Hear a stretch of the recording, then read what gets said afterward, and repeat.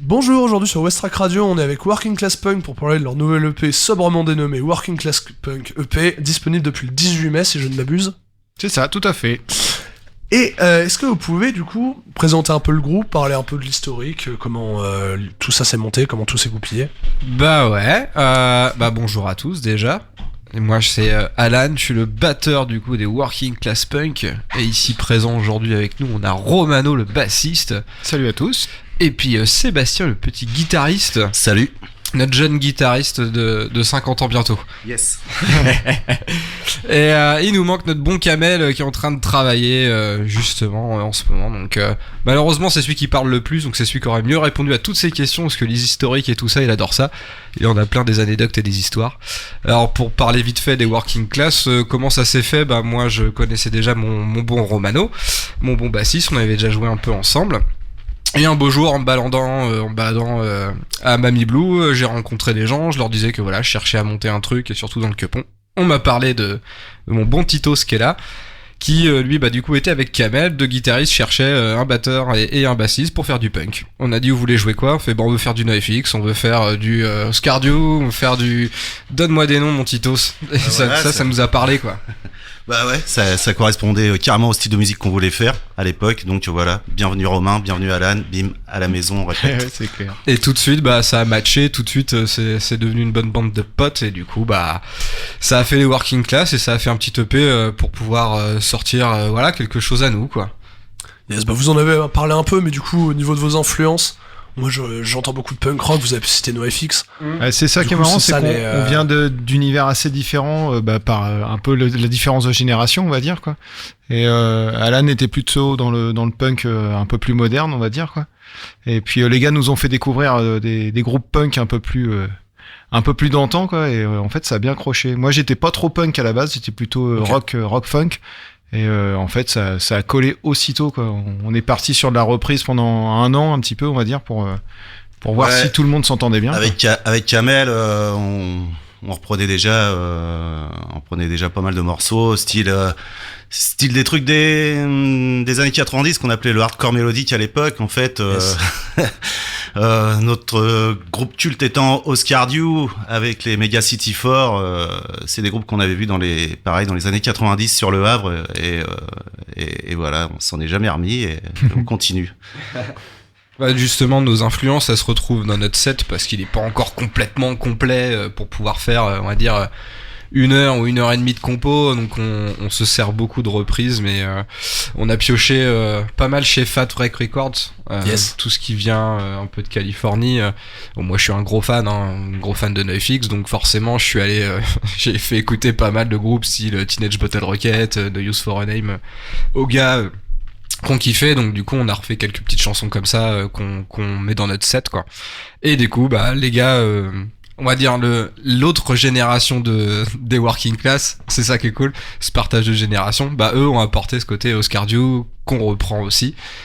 Et il y en avait une autre du Finish, je sais même plus de quel groupe c'est ça. De Mega City 4. C'est Mega City 4 que t'as cité tout à l'heure, donc voilà. Comment vous êtes passé en studio? Est-ce que vous avez enregistré ce disque?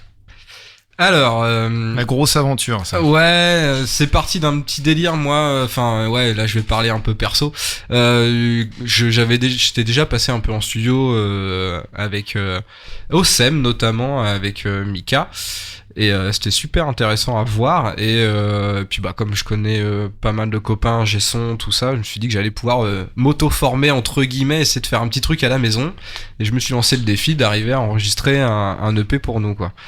Donc avec un peu de matos et beaucoup de tutos YouTube, merci les messieurs qui font des super tutos pour expliquer comment faire du mastering ou tout un tas de trucs. Et en fait, aujourd'hui on peut arriver à sortir quelque chose de correct.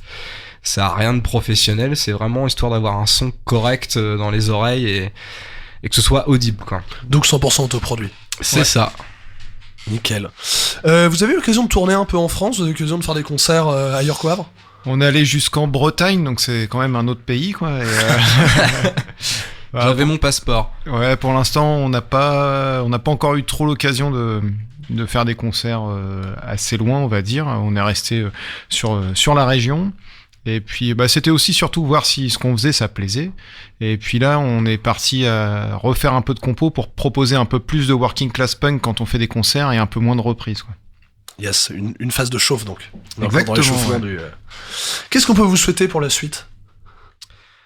Toujours du kiff sur scène, donc, des concerts pour pouvoir kiffer sur scène, parce que c'est un moment où je pense que Seb pourrait confirmer, stressant certes au départ, mais une fois qu'on l'a fait le concert, on en ressort à chaque fois tous bien heureux, bien contents. On a vu des bonnes bouilles en face de nous qui étaient tout foufou d'écouter les working et puis à sauter un peu partout, et c'est ça qu'on veut, quoi, avoir des rencontres et avoir des gens en face de nous qui aiment la musique qu'on fait et qui comprennent en fait le plaisir qu'on a à la jouer en fait sur scène, parce que nous on est tous les quatre, on a vraiment un gros kiff à la jouer tous les quatre sur scène, parce que c'est simple, c'est juste une bande de potes qui a envie de se marrer à faire du quepon, c'est simple d'esprit, hein, faut pas se faire chier, il y a 3 accords et on balance 3 minutes, quoi.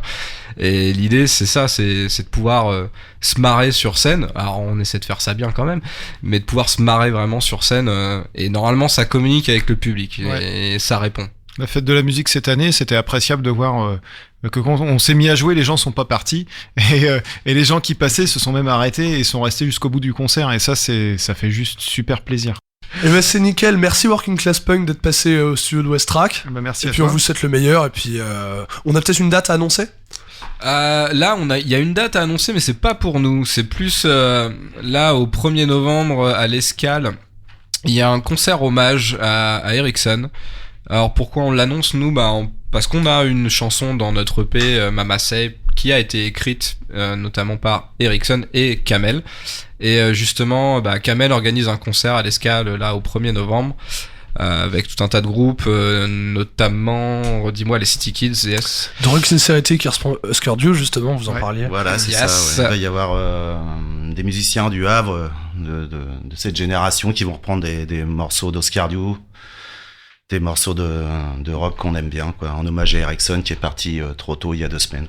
Yes. Voilà, donc c'est pour ça, on lui rend hommage de cette manière-là. Du coup, est-ce qu'on peut retrouver votre EP ? Sur toutes les plateformes, on peut le dire, ouais. Oui, complètement, vous pouvez le dire. Deezer, Spotify, enfin tout ce qui diffuse de la musique sur Internet. Il est même dispo l'album si vous voulez aller faire une petite visite à Morgan Music Shop aussi. Yes. Il en a quelques-uns chez lui et ça permet de lui faire un coucou. Si vous manquez un jack, vous pouvez aussi acheter un album en même temps, quoi. Yes.